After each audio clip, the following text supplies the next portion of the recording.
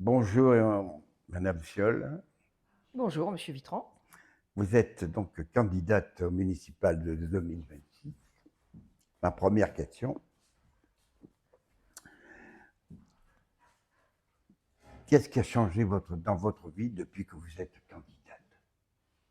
Oh, ce qui a changé dans ma vie, c'est que je vis au rythme d'une campagne électorale avec 33 colistiers formidables, une très très belle équipe qui travaille beaucoup. On a beaucoup travaillé notre programme pour les beaux 7 ans. On se fait des réunions très régulièrement, même encore maintenant. Et ma vie, forcément, elle a été un petit peu changée par rapport à ma vie habituelle, hein. Oui, Le principal de mon temps est consacré à la campagne électorale. voilà. Vous aviez quand même des engagements au niveau de la région. Oui, je suis conseiller régional, ça va Voilà, faire 11 ans. Mais la région n'occupe pas tout mon temps. La région, c'est des réunions plénières et des réunions de choix. Je ne vais pas employer les termes techniques parce que ça gave les gens, les termes techniques. Ce sont des réunions de choix budgétaires, d'investissement, qui ont lieu environ tous les 2 mois et demi. Par ailleurs, je suis administrateur notamment de l'établissement public foncier PACA au en corrélation avec mon engagement régional, et ça m'occupe un petit peu plus parce que les dossiers sont quand même un petit peu plus fréquents. Mais ça me laisse quand même beaucoup de temps. N'oublions pas que j'avais un engagement politique fort, alors que j'étais médecin libéral en activité, et que j'ai également une vie personnelle, et que j'ai toujours su gérer l'intégralité de ces 3 missions en même temps. pour vous, comment le village a-t-il évolué ces dernières années? Mal. Il a mal évolué du fait de choix politiques d'Édouard Friedler et de son équipe que je n'approuve pas. La vision politique d'Édouard Friedler pour le village du Beausset n'est pas la mienne. Bon, ça c'est un secret, c'est pas un secret pour les Beaucetans. Tout le monde sait que nous ne sommes pas d'accord sur beaucoup de sujets, bien que nous arrivions à échanger habituellement d'une manière à peu près cordiale et correcte, sauf dernièrement au sujet de l'Église où Édouard Friedler s'est énormément énervé. La vision d'Édouard Friedler, c'était un programme en 2020 qui, d'une manière générale, il n'a pas appliqué. Il a orienté toute son action sur la rénovation de l'espace Mistral, qui est passé de 500 000 euros annoncés à plus de 5 millions à l'heure actuelle, et qui, si j'en crois le budget primitif qui s'est empressé de faire voter avant les élections, passerait, calcul fait, à plus de 8,4 millions, avec des choses que je refuse catégoriquement, comme un jardin à 500 000 euros pour l'espace Mistral. Je refuse ça totalement. C'est-à-dire que ce budget primitif, si je suis élu, sera forcément amendé à ce sujet-là, comme sur d'autres sujets d'ailleurs. Il a laissé le village un peu s'éteindre. Il n'y a pas d'animation. Les animations de Noël et les éclairages de Noël, enfin c'était assez... j'oserais même employer le terme de minable. Voilà. Les commerces sont en berne. Il n'y a plus de vie, on a l'impression d'un village éteint. Voilà. Donc ça vient de choix politiques Ce choix de politique. l'équipe en place. Alors, par rapport à aux autres candidats, quels sont vos atouts? Alors mes atouts, c'est déjà la clarté. Je me présente, je suis donc élu Rassemblement national, avec des colistiers qui sont soit Rassemblement national, soit sans étiquette de la société civile, soit de l'UDR. Et j'ai fait ce qu'on appelle une union des droites. Bon, le terme est clair, c'est-à-dire qu'on ne cherche pas, il n'y a pas de recherche, il n'y a pas de divers quelque chose ou de divers autre chose, avec des gens qui jouent les coucous politiques dans des listes. Bon, Édouard Friedler, lui, a été étiqueté divers gauche. Bon, on est à gauche, et les autres listes ont des macronistes en leur sein, dont le patron d'ailleurs de Renaissance Va pour la liste de Philippe Marco, mais tout le monde se dit divers. Claude Halimi a même dit que sa liste était 100% apolitique, alors que tout le monde sait qu'il est à horizon. Bon, tout ça n'est pas clair. Moi, déjà, j'affiche une clarté. Ça, c'est la première chose. Après, j'ai un programme que vous avez peut-être lu ou je ne sais pas, mais qui affiche aussi une certaine clarté. Je ne veux pas d'augmentation d'impôts, mais en contrepartie, j'ai une certaine notion de ce qu'est un budget. j'ai bien étudié le budget avec les éléments que je possède, c'est-à-dire je ne peux pas, je ne suis pas aux manettes, je ne suis pas aux commandes, donc il y a des éléments peut-être que je vais découvrir si j'arrive aux manettes. Bon. Mais je ne fais pas mon programme n'est pas un catalogue de choses irréalisables. C'est pas un programme, ça engage. Ça engage envers les habitants, ça engage envers les Bossétans, et le programme, il est fait pour être réalisé. Bon. Donc, connaissant les finances publiques du Bosset, connaissant les engagements indispensables, par exemple la rénovation de l'église, on annonce déjà plus de 3,7 millions.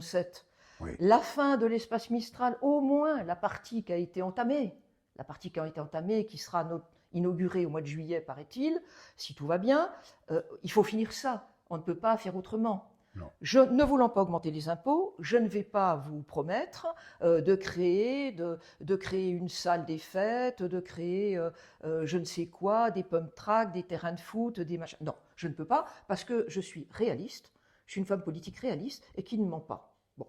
Donc la seule chose que j'ai engagée, je dirais, où j'ai pris un engagement, c'est de transformer une des salles du Bosset en salle de spectacle, je veux dire équipée 2026, c'est-à-dire avec des fauteuils confortables, un plan incliné, l'insonorisation qu'il faut et un système Dolby pour écouter les choses d'une manière correcte.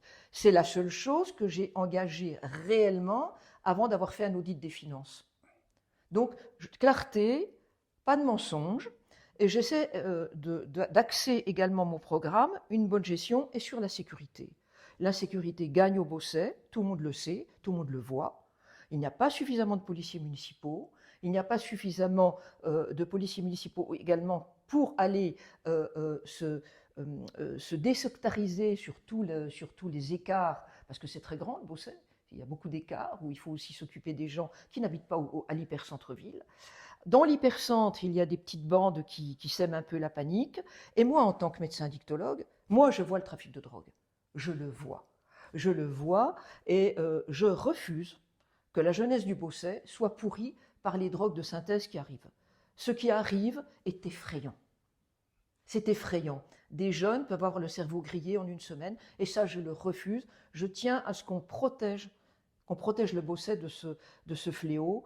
Et voilà. Alors, est-ce que j'ai un plus par rapport aux autres? Je ne sais pas. Mais en tout cas, clarté, gestion, sécurité. Je vais vous reprendre justement là-dessus, parce que j'allais vous poser la question. Lorsque vous serez maire, quelle sera votre première action? Donc, anti-drogue, je ne suppose. Alors, sans doute revoir tout de suite la police municipale et puis l'audit des finances. Ça, tout le monde le fait, mais je pense que c'est quand même un élément indispensable avant de se lancer dans des... Vous savez, la France, c'est un temps long. C'est un temps administratif très long. Quand on promet des choses, on sait que ça va durer un certain temps. Parce qu'il y a les lois, il y a l'administratif. L'administratif, vous savez, les petits hommes gris qui ont pris le pouvoir en France et qui s'auto-alimentent avec de nouvelles circulaires qu'il faut appliquer. Et je pense que les premières actions doivent être visibles. Donc la sécurité, ça c'est visible. Les gens sentent tout de suite quand ils se sentent en sécurité.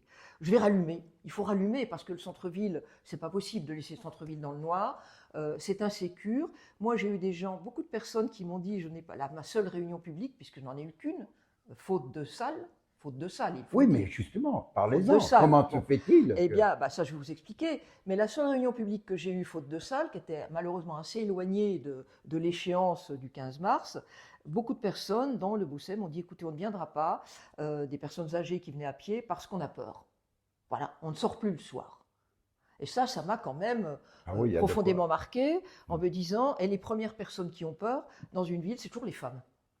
Les femmes ne sortent plus, voilà, parce qu'elles ont peur, et je le comprends très bien. Moi-même femme, j'aimerais pas trop me balader dans le noir le soir dans une ville.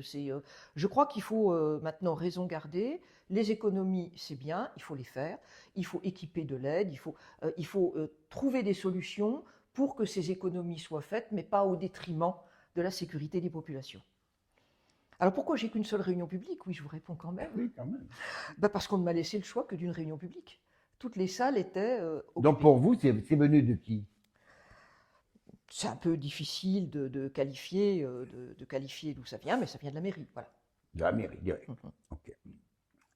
Ce que je ne changerai surtout pas, Ouais. Ah ben, ce que je changerai surtout pas, c'est l'identité du Beausset, ce qu'il en reste du moins. Ah, ouais. Bien, celle-là, je veux surtout pas la changer. La culture provençale du Beausset, ça, je veux pas la changer. La culture viticole du Beausset, je compte même l'amplifier. La culture agricole du Beausset, je compte pas du tout changer tout ça. En fait, je souhaite surtout conserver tout ça. Exactement. Voilà. Par exemple, le terrain Saint-François, je suis la seule, ce fameux terrain qui qui avait été acheté par Édouard Friedler, sans le dire aux Beaucetans, pour faire une aire de grand passage pour les gens du voyage, dont les habitants ont tellement rejeté l'idée que maintenant on a un terrain qui est là, qui a été acheté et qui ne sert à rien. Moi, je ne veux pas faire ni un pump track, ni un parking, ni Dieu sait quoi. Moi, je veux le redonner à la viticulture. Voilà. J'en ai parlé avec des viticulteurs qui sont parfaitement d'accord, et je pense qu'il faut que ce terrain, qui inclut d'ailleurs tout autour ces viticoles et agricoles, il faut le redonner vite à la viticulture avant qu'un préfet ne se dise ah là là, mais il y avait un projet là d'aire de grand passage pour les gens du voyage, il y a un terrain qui a été acheté pour ça. Ah mais dites donc, mais si on refaisait ça, et si ça vient du préfet, c'est foutu. D'accord? Donc on le plante. On le plante direct. De bonnes choses. Avec de bonnes vignes. Alors, comment relancerez-vous la vie économique et locale dans ce beau village du C'est une grande Beausset? question, effectivement. Le commerce est en berne. Et puis, on n'a pas de grandes entreprises, on n'a pas de casinos, on n'a pas de grosses sociétés, énormes sociétés comme sur le plateau de Signes. Donc, c'est essentiellement le commerce local que je souhaite relancer. Déjà, il faut associer les commerçants avec le service animation pour relancer vraiment un Beausset animé. Il faut relancer toutes les animations hors saison et en saison. Je voudrais créer un fonds pour relancer les enseignes qui sont malheureusement éteintes avec la banque des territoires. On peut racheter des magasins et les redonner, bien entendu pas redonner, les remettre en circuit, en circulation avec les commerçants. Il faut donner des droits de terrasse plus intéressants, plus importants et plus tardifs.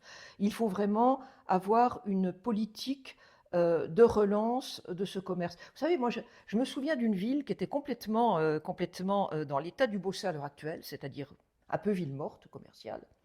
C'est pas pour, je vais la citer quand même, c'était Béziers. Bon, à Béziers, j'y suis allée quand Ménard a repris le. Et je ne suis pas une adepte de Ménard, mais cette ville était complètement sinistrée.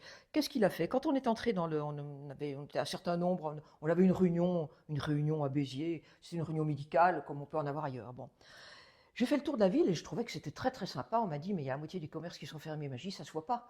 Ça ne se voit pas parce que tous les commerces fermés, il n'y avait pas de grilles fermées, il n'y avait pas de choses comme ça. Il y avait des grandes, grandes affiches anciennes du Béziers d'avant. Et vous passiez d'une boutique ouverte à une boutique fermée, deuxième boutique fermée, une boutique ouverte, mais c'était comme un musée vivant. C'était comme un musée à ciel ouvert. Et j'ai retenu ça, parce que je m'étais dit, mais ça c'est une bonne idée. Parce que ça donne, les gens venaient même à Béziers pour voir le centre de Béziers. Parce que c'était comme un musée à ciel ouvert. Et j'ai trouvé que, vous voyez, il y a des animations, il y a des choses qu'on peut faire qui redonneraient envie de venir au centre du Beausset. Voilà, ça c'est une idée que j'ai, que je vous soumets comme ça. Mais c'est Je une ne l'ai pas idée mis comme dans le une autre, hein. programme, mais je l'ai ça en tête, ça m'avait marqué. Et vous Et puis avez le raison, tourisme, il y bien a de sûr, quoi le faire. tourisme, il doit être fait, le tourisme, avec l'agglomération. On est quand même dans une agglomération de 9 communes. On a le littoral, on a le moyen pays, on a le haut pays, on a tout le secteur viticole. Tout ça peut être exploité, mais je pense qu'il faut faire une exploitation de tout ce potentiel touristique en intercommunal. On ne peut pas faire ça tout Ah seul. non, ça c'est certain. Et vous nous parliez d'urbanisme. Oui. J'aimerais bien vous entendre là-dessus. Alors l'urbanisme, chacun y va de sa proposition. L'urbanisme, c'est compliqué. C'est compliqué. Le PLU qui a été voté, imposé, je dirais, ainsi bien par l'adjoint à l'urbanisme qui a depuis démissionné de son poste d'adjoint à l'urbanisme et par Édouard Friedler, moi j'avais qualifié ce PLU de PLU idéologique. Bon, il était axé à, je dirais, à quasiment à 100% sur la production de logements et de logements sociaux. Bon, donc on va m'accuser évidemment, j'aime pas les logements sociaux, c'est pas du tout le cas, c'est pas du tout le cas. Mais je ne pense pas qu'on puisse à l'heure actuelle faire un urbanisme 100% axé sur le logement. Il faut aussi préserver, alors il a préservé les terres agricoles, ouais. Certaines avec justesse, et puis d'autres, il a mis en terre agricole des terres, une forêt ancienne, notamment à l'Abus, où là, c'était peut-être pas le bon endroit, mais bon, je comprends le collectif de défense de l'Abus, faire des coupes rases dans une forêt ancienne. Je suis une ancienne présidente de défense de l'environnement, de France Nature Environnement, donc j'ai une certaine notion de l'environnement et surtout, je connais les lois de l'environnement. Bon, donc je les soutiens à ce sujet-là. Je pense que, en plus, il y a comme une forme de dissimulation et de mensonge. Entre le PLU qui a été voté, qui est accessible à tout le monde, il suffit de le lire pour voir, et ce que dit à l'heure actuelle Édouard Friedler. Mais non, il n'y aura pas de grands ensembles, mais non, il n'y aura pas de 100% social, mais non, ce ne sera pas ci, mais non, ce ne sera pas ça. Ben si, c'est ça. Ben si, c'est ça. Ça fait plus de 1000 logements. Et il y en a qui n'ont pas tout compris non plus. Je prends un candidat qui met à la fois dans son programme, qui n'est pas Édouard Friedler, qui met à la fois dans son programme, nous réviserons le PLU, très bien. Nous ferons le pourcentage de logements qui est demandé par la loi. Bon, alors la loi, c'est la loi SRU, c'est 25%, ok, mais nous ne ferons que 40% de logements sociaux par programme. Vous faites le calcul, ça fait plus de 2000. D'accord? Donc, c'est un des deux candidats macronistes, je vous engage à lire son programme. Moi, ça m'a choqué, parce que à la fois, nous voulons respecter la loi, donc 25% de logements sociaux, et à la fois, nous limiterons à 40%. Le calcul est vite fait. Donc, ça veut dire qu'un des candidats veut en faire encore plus qu'Édouard Friedler. C'est un drôle d'opposant. Bon, je pense qu'il faut y aller par petites touches. Je pense qu'il faut commencer par faire des modifications du PLU sur certaines zones. Je ne promettrai pas, par exemple, je ne peux pas promettre. Je prends un exemple. Daudet, où il y a un projet de 20 logements 100% sociaux. Maintenant, on n'en est plus à 20 logements, il y a un chiffre de 16 logements, on n'est plus du 100% social, enfin on n'en sait rien. Et les autres candidats promettent d'en faire un parking. Ben, c'est faux. Ils mentent. Tout simplement parce que Daudet, je suis administrateur de l'EPF. Je sais que l'EPF a vendu à VAR Habitat. VAR Habitat. VAR Habitat.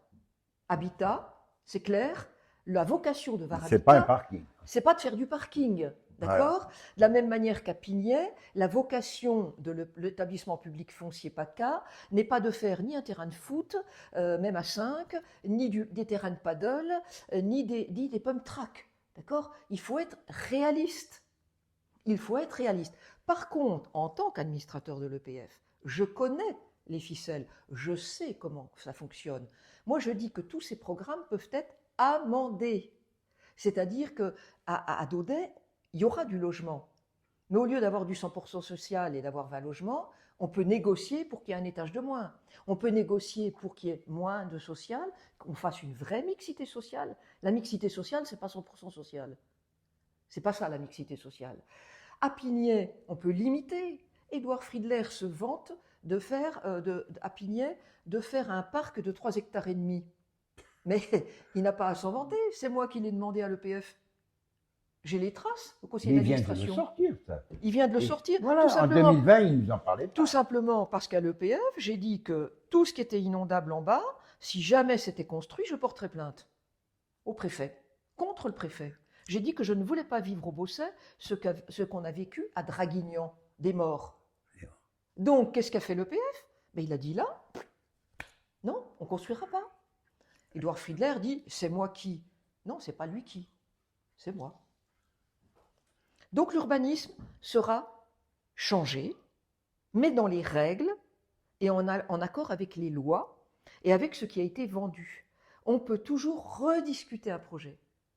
Pour ça, il faut connaître un peu l'urbanisme. Et Il une faut être un volonté. petit peu dedans. Il faut avoir aussi la fermeté.